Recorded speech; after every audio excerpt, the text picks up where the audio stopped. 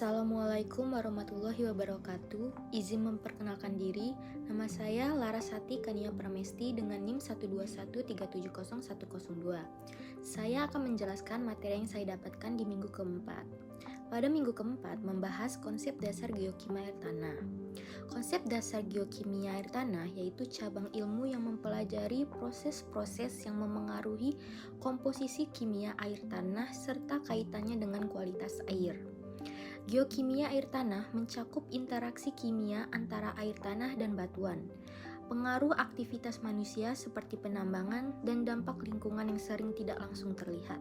Pelestarian air tanah dengan kualitas yang baik menjadi sangat penting karena perannya dalam mendukung kehidupan manusia, aktivitas industri, serta keberlangsungan ekosistem. Kualitas air tanah dipengaruhi oleh beberapa faktor. Salah satunya adalah jenis litologi akuifer. Sebagai contoh, akuifer batu gamping atau limestone cenderung memiliki konsentrasi kalsium Ca2 positif dan bikarbonat HCO3 negatif yang tinggi. Selain itu, aktivitas manusia seperti pembuangan limbah dan kegiatan penambangan dapat meningkatkan risiko kontaminasi kimia termasuk logam berat dan asam tambang. Diagram Stiff dan diagram Piper adalah alat visual penting dalam analisis kualitas air tanah. Diagram Stiff digunakan untuk menampilkan komposisi ion utama seperti kation, Na positif, Ka positif, Mg2 positif, dan anion, Cl negatif, SO42 negatif, HCO3 negatif, dalam bentuk poligon sehingga memudahkan perbandingan antara sampel dan identifikasi tipe air. Sementara itu, diagram Piper mengklasifikasikan tipe kimia air tanah melalui dua segitiga yang mempresentasikan proporsi kation dan anion. Dengan hasil akhirnya disajikan dalam belah ketupat untuk menunjukkan karakteristik air secara keseluruhan. Kedua diagram ini membantu dalam memahami pola geokimia, mengidentifikasi proses interaksi batuan air, dan mengevaluasi dampak aktivitas manusia seperti penambangan terhadap kualitas air tanah.